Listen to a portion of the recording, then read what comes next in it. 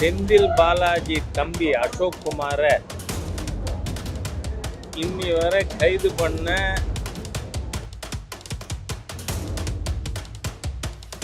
மாண்புமிகு பிரதமரை கண்டந்துண்டமா வெட்டுவேன்னு சொன்ன கைது பண்ணாம மந்திரி சபையிலையும் வச்சு எனக்கு நீதித்துறை கிட்ட ஒரு வேண்டுகோள் இருக்கு. அதாவது செந்தில் பாலாஜி தம்பி அசோக் குமாரை இன்னி வரை கைது பண்ண வக்கற்ற துப்பற்ற காவல்துறை. ஏன்னா 1.5 வருஷம் ஆச்சு. ஏன் கைது பண்ணலை? இல்லை அதிகார வர்க்கமே ஒழிச்சு வச்சிருக்கா? தெரியல. அதே மாதிரி மாண்புமிகு பிரதமரை கண்டந்துண்டமாக வெட்டுவேன்னு சொன்ன தாமோ அன்பரசனை இன்னும் கைது பண்ணாமல் மந்திரி சபையிலையும் வச்சிருக்கார் ஒரு முதலமைச்சர். ஒரு முறைகேடான அரசாங்கம் இது. ஆனால் நீங்கள் பார்த்தீங்கன்னா மீசையை முறுக்கிக்கிட்டு நாள் பூரா தேடுன்னு தேடி பாவம் ஒரு பெண்மணி கஸ்தூரியை கைது பண்ணிட்டாங்களாம். பெரிய பகாதூரி பராக்கிரமம் காட்டியிருக்கு தமிழ்நாடு போலீஸு. ஆனால் எனக்கு நீதித்துறை கிட்ட ஒரு வேண்டுகோள் இருக்குது. அவங்களுக்கு பாதுகாப்புக்கு நீதித்துறை என்ஷூர் பண்ணணும். காரணம், ஜுடிஷியல் கஸ்டடியில் இருக்கும் பொழுது தான் சவுக்கு சங்கர் கை உடைக்கப்பட்டது. அதனால் தமிழக காவல்துறை, தமிழக அரசாங்கம் எவ்வளவு மோசமாக போனாலும் நடந்துக்கும். ஒரு பெண்மணியை கைது பண்ணியிருக்கீங்க, அது I leave it to court. ஆனால் இந்த அரசாங்கம், இந்த காவல்துறை நேர்மையாக நாகரிகமாக நடக்காது அப்படிங்கிறது சவுக்கு சங்கர் வழக்கில் நிரூபிக்கப்பட்டது. ஏன்னா when he was in judicial custody அவர் கையை உடைச்சிருக்காங்க. அதனால் ஒரு பெண்மணிக்கு தக்க பாதுகாப்பு வேணும். அதனால் நீதித்துறை தான் இதை என்ஷூர் பண்ணணும்னு கேட்டுக்கிறேன்னா, இது நான் சொல்கிறதுக்கு இதற்கு நீங்கள் என்ன வேணால் கேட்கலாம். இப்போ அன்புமணி ராமதாஸ் பேசும்போது சொல்லியிருக்காரு, கூட்டணி 2027 அமையக்கூடிய கூட்டணி ஆட்சி நாங்கள் இடம் போன்னு சொல்லியிருக்காரு. அப்போ எல்லாருமே கூட்டணி மையப்படுத்தி போகிறாங்களா? சரி, என்டிஏங்கிறது கூட்டணி தானே. மத்தியிலையும் கூட்டணி அரசாங்கம் தான் இருக்குது. அப்போ என்டிஏ கூட்டணி அரசாங்கம் அமைக்கும். நாங்கள் ஏற்கனவே சொல்லியிருக்கோம். அதுக்கப்புறம் வேறு யார் போட்டிக்கு இருக்காங்க? இப்போ நடிகர் விஜயும் சொல்லியிருக்காரு சார், எடப்பாடி பழனிசாமியும் எல்லாரும் சொல்கிறாங்க. இப்போ அவங்கெல்லாம் சொல்கிறதுலேருந்தே ஒன்று, நாம் ஏற்கனவே கூட்டணிக்கு தலைமை ஏற்று பாராளுமன்றத்தில் நாம் மக்களை சந்தித்திருக்கோம். இதுவரைக்கும் திராவிட கட்சிகள் கூட்டணியில் அவர்களுடைய கூட்டணி கட்சிக்கு இடம் தந்தது கிடையாது. ஏனென்றால் 1967 ஒரு தேர்தலில் கூட திராவிட முன்னேற்ற கழகம் கூட்டணி இல்லாமல் மக்களை சந்தித்ததே கிடையாது. 2006 வெறும் 96 எம்எல்ஏக்களோட திமுக ஆட்சிக்கு வந்தது, மைனாரிட்டி கவர்மெண்ட்டு. அப்போது அவங்க மந்திரி சபையில் யாரையும் சேர்த்துக்கிறதுக்கு அந்த பெரிய அண்ணன் மனப்பான்மை, பிக் பிரதர் ஆட்டிடியூட் எப்போவுமே டிஎம்கே கொண்டு திருமாவளவனோட கூட்டணி வச்சு போட்டியிடுவாங்க, மக்கள்கிட்ட ஓட்டு கேட்பாங்க. ஆனால் அவர் மந்திரி சபையில் இடம் வேணுன்னா வெளில உட்காருண்டுவாங்க. இதுதான் திராவிட முன்னேற்ற கழகத்தோட ஒரு மனோபாவம். அதனால் இப்போ ஒருத்தராக கூட்டணி பற்றி பேசுகிறாங்க. ஆனால் நாங்கள் 98 கூட கூட்டணி சர்க்கார் தான் வச்சுருந்தோம். அதனால் என்டிஏ கூட்டணி சர்க்கார் அமைக்கும்னு சொன்னால் அது இயல்பானது. மற்றவர்கள் யார் சொன்னாலும் அது அவுட் ஆஃப் கம்பல்ஷன். வந்தாலுமே தமிழகத்தில் பாஜக பெரிய மாற்றம் இருக்காது, ஏற்கனவே மாற்றம் எல்லாரும் வந்தாலும் மாற்றம் இருக்காதுன்னு சொல்லி ரகுபதி சொல்றாரு. நான் என்ன சொல்கிறேன், யார் அவர் சட்ட அமைச்சரா? அவருக்கு கொஞ்சம் சட்டம் பற்றிய நாலேஜ் தான் இல்லைன்னு நினச்சி இப்போ அரசியல் பற்றிய நாலேஜும் இல்லை போல. அதாவது நான் நண்பர் ரகுபதி அவர்களுக்கு கொஞ்சம் சட்ட ஞானம் கம்மின்னு நினச்சேன்.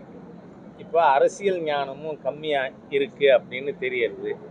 ஏனென்றால் பாரதிய ஜனதா கட்சி இந்த குண்டு சட்டியில் குதிரை ஓட்டுற கட்சி இல்லை. நாடு முழுவதும் பெரும்பான்மை மாநிலங்களில் பிஜேபி மாத்திரமே ஆட்சியில் இருக்குது. பல மாநிலங்களில் கூட்டணிகளோடு ஆட்சியில் இருக்கு. இப்போ உதாரணமாக திரிபுரா முதல் தேர்தலில் எங்களுக்கு 1% ஓட்டு, ஒரு எம்எல்ஏ கூட இல்லை. ஆனால் 5 ஆண்டில் அடுத்த தேர்தல் நடக்கும் பொழுது 40% ஓட்டு, 46 எம்எல்ஏக்கள், அதாவது 60. ஆக பல மாநிலங்கள், நார்த் ஈஸ்டில் பல மாநிலங்களில் அமைப்பே இல்லாமல் இருந்தது. மக்களுடைய ஆதரவு பெருக்கத்தினால் ஆட்சிக்கே வந்தோம். அந்த மாதிரி இன்னைக்கு நாம் உறுப்பினர் சேர்க்கறதுக்கு நான் காரைக்குடியில் வீடு வீடாக போனேன். என்னோட பூத்தில், நான் ஓட்டு போடுற பூத்தில் இந்த உறுப்பினர் சேர்க்கணும்னு.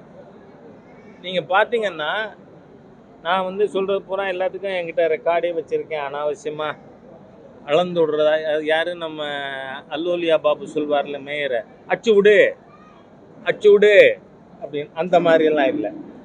வந்து நான் 425 வாக்காளர்களை சந்தித்தேன். 120 பேர் உறுப்பினராக சேர்ந்துருக்காங்க. ஆக மக்கள் இன்னைக்கு 40% பிஜேபியில் உறுப்பினர் சேர்றதுக்கே தயாராகி கொண்டிருக்கிறார்கள். அதனால் அவர் ரகுபதி நண்பர், அவர் என்ன வேணால் பேசலாம், பாவம். ஏன்னா அவர் வந்து அம்மான்னு இருந்தார், இப்போ ஐயா சின்னையான்னு போயிருக்காரு. என்ன பண்ணுறது? என்ன ஒரு நிலையான அரசியல் இது அவருக்கு கிடையாது. அங்கே முதல் இருந்தார், அதுவும் தெரியும். அப்புறம் இங்கே போய் ஐயா இருந்தது, அப்புறம் இப்போ நீ சின்னையாவும் சேர்த்து சொல்லணுன்ட்டு ஒருத்தரை டெப்யூட்டி சிஎம்மா குட் ஃபார் நத்திங் பர்சன் அவரை போட்டிருக்காங்க. ஏன்னா நம்ம இப்போ பார்த்தோம், ஒரு அரசு மருத்துவமனையில் அரசு டாக்டருக்கு பாதுகாப்பு இல்லை. நீங்கள் ஆஸ்பத்திரியில் டாக்டர் கத்தி வச்சுக்கலாம், பேஷண்ட்டு கத்தி எடுத்துகிட்டு போகலாமா? அது இந்த திராவிடியன் ஸ்டாக் அரசாங்கத்தில் இன்எஃபிஷியன்ட், இன்காம்பிட்டன்ட் ஸ்டாலின் கவர்மெண்ட்டில் நடக்குது. இப்போ வந்து அவர் நம்ம ஸ்போர்ட்ஸ் மினிஸ்டரில் இந்த மருத்துவத்துறைக்கு மந்திரியாக இருக்கிற ஸ்போர்ட்ஸ்மேன் மினிஸ்டர் சத்தத்தையே காணும். அட்லீஸ்ட் நீங்கள் ஜாகிங் போயாவது ஃபோட்டோ போடுவீங்க, இப்போ அதுவும் காணுமேன்னு கேட்குறேன் நான். Whole system has collapsed. நீங்கள் பாருங்கள், இந்த அரசாங்கம் எல்லா துறையிலும் தோற்று போன, வீட்டுக்கு அனுப்பப்பட வேண்டிய அரசாங்கம். அரசு பள்ளிகளில் 10,500 ஆசிரியர்கள் போலிகள், ஆரம்ப பள்ளி ஆசிரியர். அதற்கு பிறகு உயர்கல்வித்துறை எடுத்துக்குவோம், 294 பொறியியல் கல்லூரிகளில் 980 பேராசிரியர்கள், ஒன்றுக்கு மேற்பட்ட கல்லூரிகளில் பேராசிரியராக இருக்கான், ஃபுல் டைம் லெக்சரர்ஸ். சரி, அரசு பஸ்ஸில் ஏறி உட்காந்தா என்ன ஆகுது? நம்ம முன்னாடி டிரைவருக்கு முன்னாடி இருக்கிற கதவை பார்த்துட்டே இருக்கணும், எங்கேயாவது டயர் கழண்டு ஓடுமா அப்படின்னு. ஆக இந்த அரசாங்கத்தில் ஒரு டிபார்ட்மெண்ட் கூட திறமையாக செயல்படலை. காரணம் என்ன? எல்லா மந்திரிகளுக்கும் குறிக்கோள் என்னவா இருக்கு? சின்ன எசமானுக்கு கும்பிடு போட்டு அவருக்கு நல்லவனா நடந்துக்குவோம் ஆட்டிடியூட் வந்திருக்கு. அதனால no one minister is attending to is job.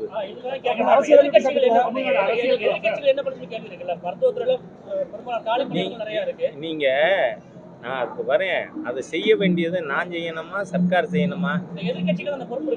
என்ன பொறுப்பு இருக்கு? சத்தேருங்க எல்லாரும் கொஞ்சம் என்ன பொறுத்துக்கணும். நான் கேட்கறத, இவர் என்ன திராவிடியன் ஸ்டாக்கா என்னன்னு தெரியல எனக்கு. ஆனா நான் கேட்கிறேன், எதிர்கட்சிகள் சுட்டி காட்டலாம்.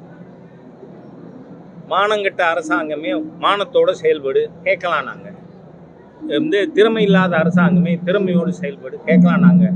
நாங்கள் வந்து நியமனம் பண்ண முடியுமா டாக்டர்ஸை? இன்னைக்கு நீங்கள் மாண்புமிகு பிரதமர் மோடி அவர்கள் வந்ததுக்கு அப்புறம் தான் 11 மருத்துவக் கல்லூரிகளுக்கு அனுமதி கொடுத்துருக்கோம்.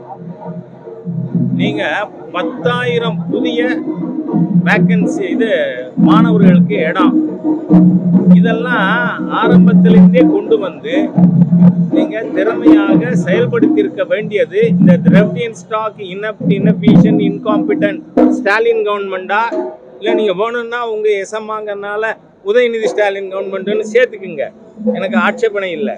அதனால் நான் கேட்குறேன், எதிர்கட்சிகள் we can only demand, but செயல்பட வேண்டியது யார்? ஆளுங்கட்சி. மக்கள் காரி துப்புறாங்க இந்த சர்க்கார் மீது.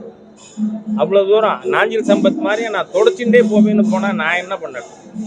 I can only point out. Okay, bus அடுத்து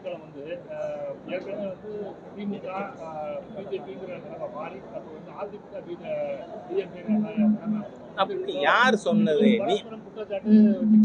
நீங்க பாருங்களேன், பரஸ்பரம் குற்றச்சாட்டு இருக்குன்னு நீங்க சொல்றதுலேருந்தே எனக்கு என்ன புரியுது, 2 பேரும் தப்பு பண்ணியிருக்காங்கன்னு நீங்க சொல்றீங்கன்னு. என்ன இன்னைக்குமே சொல்றேன்னா, பிஜேபிக்கு காம்படிட்டர்ஸ் தமிழ்நாடு அரசியலில் வேற யாரும் இல்லை. காரணம் என்ன? இப்போ விஜய் புதுசாக கட்சி ஆரம்பிச்சிருக்கார். கட்சி ஆரம்பிச்சுட்டு அவர் என்ன பண்ணி கொண்டு இருக்கார்? திராவிட முன்னேற்ற கழகம் எப்படி கிளிப்பிள்ளை போல் இத்தனை ஆண்டுகளாக சொல்லி கொண்டு இருந்ததோ அதையே திருப்பி சொல்கிறார். What is your alternative program? இல்லை. சரி, எடப்பாடியார் கேட்டிங்கன்னா இப்போ ஒன்றா கூட எடுத்துக்குவோம். நீட்டு கொண்டு வந்தது யார்? காந்தி செல்வன். அவர் தான் ஹீ பைலட்டட் தி பில், டிஎம்கே. 2013 திமுக காங்கிரஸ் கூட்டணி அரசு சென்டரில் இருக்கும் பொழுது ஃபஸ்ட்டு நீட் எக்ஸாம் கொண்டு வந்தாங்க.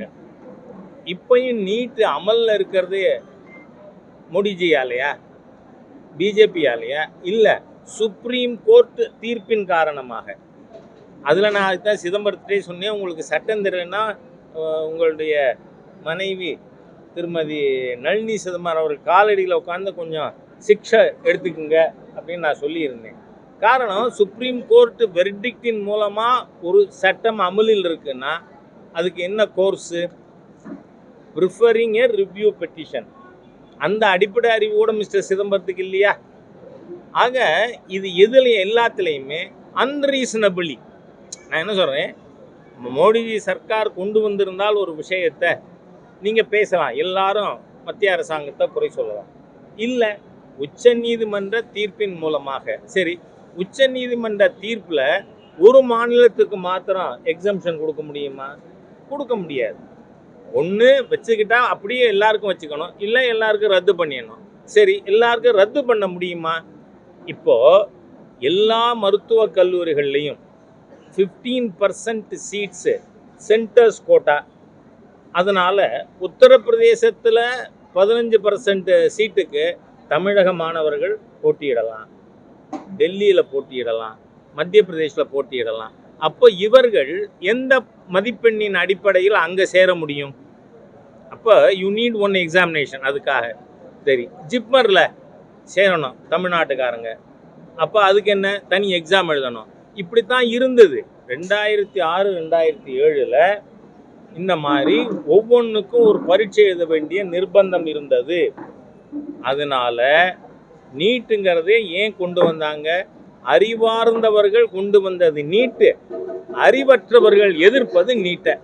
அந்த மாதிரி தான் இவர்கள் எல்லாருமே குண்டு சட்டியில் குதிரை ஓட்டுகின்ற கும்பல். அவை பிஜேபிக்கு யாரும் எதிர் சக்திங்கிறது பொலிட்டிக்கலி இல்லை. நடிகர் விஜய் வந்து பாஜக சீட் ரகுபதி சொல்றாரு. அப்ப ஏற்கனவே ஏபின்னு சொன்னாங்க, விஜய் சி ஆக்கிட்டாங்க. அப்ப எத்தனை டீம் தான் நீங்க வச்சிருக்கீங்க? இதெல்லாம் சொல்ற அறிவெளிகள்கிட்ட தானே நீங்க கேட்கணும், எங்கிட்ட கேட்கலாமா? ஏன்னா எங்கிட்ட நீங்க எப்ப கேட்கலாம்? நான் வந்து சீமான் எங்களோட பி டீம், விஜய் எங்களோட சி டீம் அப்படின்னு எப்பயாவது சொல்லியிருந்தேன்னா நீங்கள் என்ன பண்ணலாம்? எவ்வளோ டீம் வச்சுருக்கீங்கன்னு.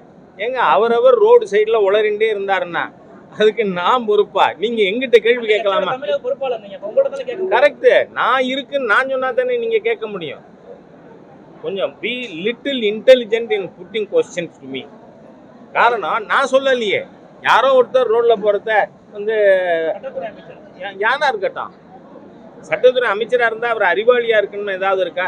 நான் ஏற்கனவே சொல்லியிருக்கேன், அறிவாளிங்கிற பேர்ல கீழே இருக்கீங்கனாலே நீங்க அறிவாளின்னு அர்த்தம் இல்லைன்னு. அதனால நான் பி டீம் சொல்லலை, நான் சி டீம் சொல்லலை. அவங்க ஏதோ உளறிட்டு இருக்காங்க. நான் எப்படி அதுக்கு பொறுப்பு? எங்கிட்ட எப்படி நீங்க கேட்கலாம்?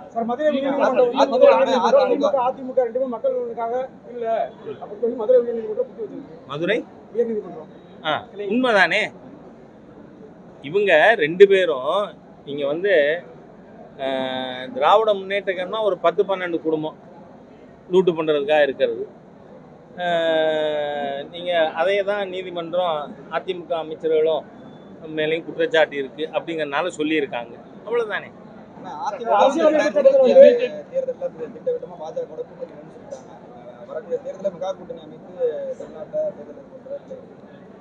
நான் சொல்கிறேன், நான் எப்பயாவது உங்களை கூப்பிட்டு நான் அதிமுகவுக்கு மனு போட்டிருக்கேன், கூட்டணி வேணும்னு கேட்டிருக்கேன், அப்படி எப்பயாவது சொன்னேனா சொல்லல. அப்புறம் எதுக்கு இந்த கேள்வி என்கிட்ட? இன்னும் நாங்கள் மனு போட்டு காத்துட்டு இருக்கிற மாதிரி திட்டவட்டமாக அவர் யாரோ சொல்லிட்டாருன்னு. we have not applied to anybody. எப்போ அதுக்கு தான் கேட்குறேன் நான். பத்திரிகையாளர்கள் தயவு பண்ணி கேள்வி கேட்கும் பொழுது ரீசனபிளாக அர்த்தத்தை புரிஞ்சுக்கிட்டு கேளுங்க. புறக்கணிப்புங்கிற கொஸ்டின் எப்போ வரும்? நான் கேட்டு ஒருத்தர் மறுத்தால் புறக்கணிப்புன்னு வரும். என்ன, நான் தான் கேட்கவே இல்லையே. அதோடு இல்லை, 35 வருஷமா நான் சொல்றது தான் இன்றைக்கும் சொல்லுவேன். கூட்டணி பற்றி அகில இந்திய தலைமை தான் முடிவு செய்யும். அகில இந்திய தலைமை என்ன முடிவெடுத்தாலும், ஏன்னா அவங்க எடுக்கிறதுக்கு முன்னாடி எங்களோட பேசுவாங்க, அவர்கள் முடிவெடுத்த பிறகு அதை செயல்படுத்த வேண்டிய இடத்தில் தான் தமிழக பாரதிய ஜனதா கட்சியே இருக்கு, யாரா இருந்தாலும். ஆனால் லெட் அஸ் பி கிளியர், புறக்கணிக்குங்கிறத இதுவே கொஸ்டினே நீங்க எங்கிட்ட அந்த வார்த்தை எங்கிட்ட பேசப்படாது.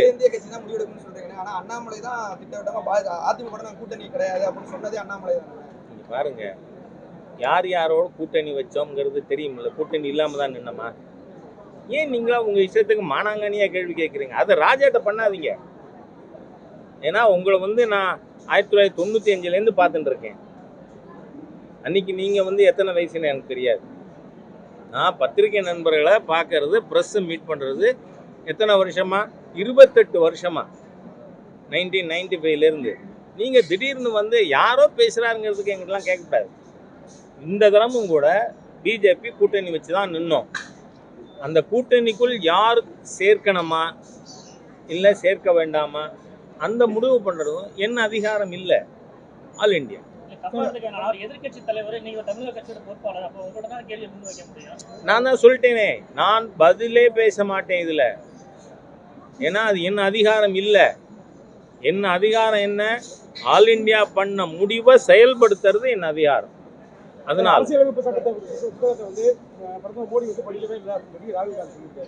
ராகுல் காந்தி அடிப்படையாவே படிக்கலையே சார். ராகுல் Gandhi is a political illiterate. நான் கேட்குறேன், அரசியல் சட்டத்தை காலில் போட்டு மிதித்து எதிர்கட்சி தலைவர்களை சிறையில் போட்டு மாநிலங்களை முடக்கி 75லேருந்து 77 வரை வந்து இந்திரா காந்தியினுடைய சர்வாதிகார ஆட்சி இந்தியாவில் நடந்த பொழுது பித்தி குண்டு விளையாண்டிருந்தவர் தானே ராகுல். அவர் வயசு தானே. கோலி குண்டு விளையாடின நபர். உங்க பாட்டி அரசியல் சட்டத்தை நாசப்படுத்தினார். எங்க போயிருந்தீங்க? அதுக்கு முதல் அப்பாலஜைஸ் பண்ணுங்கிறேன் நான். அரசியல் சட்டம் ராகுலுக்கு தெரியுமா? ஒன்றும் இல்லை, பார்லிமெண்ட்டிலேயே திரு அனுராக் தாக்கூர் அவர்கள் நீங்கள் கையில் வச்சிருக்க புஸ்தகத்தில் எத்தனை பக்கம் இருக்குன்னு கேட்டது அவருக்கு தெரியல. அப்படின்னா படிக்கலை, சும்மா புஸ்தகத்தை வச்சுட்டு ஊரை ஏமாத்துற வேலை. அதனால் ராகுல் காந்தி கொஞ்சம் அடக்கமாக பேசட்டும்.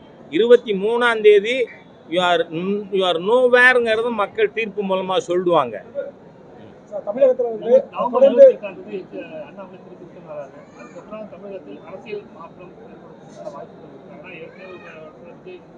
ஏங்க இப்போ அவர் என்ன பார்ட்டியிலேருந்து ரிசைன் பண்ணிட்டு இப்போ புதுசாக வந்து சேர போகிறாரு? என்னங்க ரிட்டர்ன் ஆறாரு, இதுக்கு போகிறாருன்னு? அவர் இடையில படிக்கிறதுக்கு வெளிநாட்டு போயிருக்கார், புரியுறதா? அதனால் பாரதிய ஜனதா கட்சி it is a continuing process பிஜேபியில். அதனால் சும்மாவெல்லாம் புது நேரேட்டிவ் இது பண்ணணுன்னெலாம் யாரும் தயவு பண்ணி நினைக்க வேண்டாம். பஸ். சார், ராஜபாளையத்தில் காவலர்கள் 2 பேர் வழக்கு விசாரணை பண்ணும்போது அவங்க வட்டியே பிடிச்சி ஒரு 6 ரவுடிகள் வந்து அவங்களை தாக்கியிருக்காங்க. எப்படி தமிழ்நாடு எந்த லெவலில் போய்கிட்டு இருக்கு சார்? எதை நோக்கி போய்கிட்டு இருக்கு? அதான் சொல்கிறேன் என்னன்னா, தமிழகத்தில் there is no ஆர்டர். ஒரு ஆஸ்பத்திரியில் டாக்டர் பாதுகாப்பாக இல்லை, காவல்துறை அதிகாரிகள் வெளியில் பாதுகாப்பாக இல்லை. அதனால் அந்த அளவுக்கு ஒரு lawlessness mister M K Stalin and Udhayanidhi ஸ்டாலினுடைய லீடர்ஷிப்பில் இருக்கு. தேங்க்யூ. 200 இலக்கு அப்படிங்கிற மாதிரி போயிட்டு இருக்காங்க. அது எப்படி சாத்தியமாகுமா? சரிங்க, பாருங்கள், அனாவசியமாக யாருக்கு வேணாலும் கனவு காண உரிமை இருக்கா இல்லையா? அதை நான் வந்து தடுக்க முடியுமா? ஏன்னா இந்த தமிழ்நாட்டில் தான் திராவிட முன்னேற்ற கழகம் ஒரே ஒரு சீட்டு ஜெயிச்சது. யாரு?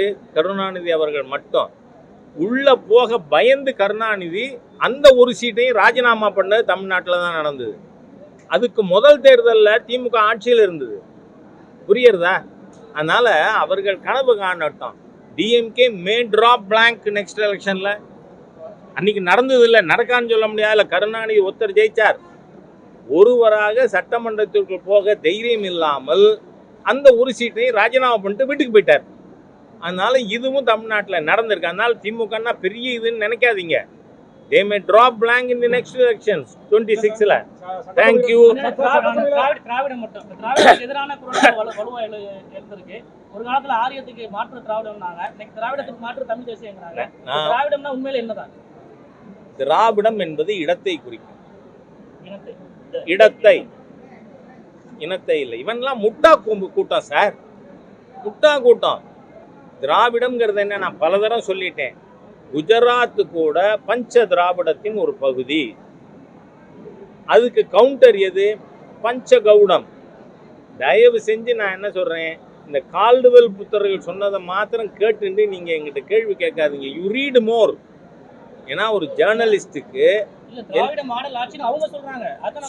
நான் அதான் சொன்னேன், முட்டாள் கூட்டம்னு சொல்லிட்டேனே. ஏன்னா பஞ்ச திராவிடம், இதுக்கு கவுண்டர் பஞ்சகவுடம். 56 தேசங்களாக இருந்த பாரத நாட்டில் நிலப்பரப்பின் அடிப்படையில், அதன் தன்மையின் அடிப்படையில் 2 பெரிய பிரிவுகளாக இருந்தது. ஒன்று பஞ்ச திராவிடம், இன்னொன்று பஞ்சகவுடம். சரி, முதல் திராவிடம்ங்கிறது சம்ஸ்கிருத வார்த்தை. எந்த கால்டுவெல் வர்றதுக்கு முன்னாடி உங்களுக்கு திராவிடம் என்பது யார் பேசினா? இப்போ இன்னைக்கும் இந்த தமிழ் தேசியம் பேசுகிறாங்கல்ல, அவங்க ஒரு சில விஷயத்தை சொல்கிறாங்க. வந்து திராவிடம்ங்கிறது என்ன இவங்க சொன்னது? தமிழ், மலையாளம், கன்னடம், தெலுங்கு, துளு, இந்த 5 மொழியிலையும் பாட்டு பாடி தான் தீகா கூட்டம் நடத்தினாங்க. இந்த மீதி 4 பகுதிகள் அவர்களை திராவிடம் என்று அழைத்து கொள்ள தயாராக இருக்கிறார்களா? யோசிப்போம். Let us analyse. புரியுதா? அதனால அது மட்டும் இல்லை, இன்னொன்று சொல்லிடுறேன். என்ன, ஆந்திராவில் இருக்கின்ற பிராமணர்கள் திராவிட்ங்கிற பேர் வச்சுக்கிறாங்க. அதான் என்சைக்ளோபீடியா பிரிட்டானிக்காவில் திராவிடியன்ஸ்ங்கிறது யாருக்கு டைட்டில்னா சவுத் இண்டியன் பிராமின்ஸ்னு. ஆனால் இவர் சொல்கிறார், இவரும் ஒத்துக்கிறாரான்னு தெரியலை எனக்கு இந்த திராவிடியன் ஸ்டாக். அதனால் let us have in-depth analysis of everything. அப்புறம் கேள்வி கேளுங்க, படிச்சுட்டு வந்துடுங்க. ரைட், நல்லது சார். நான் அதுக்கெல்லாம் சீமானுக்கெல்லாம் பதில்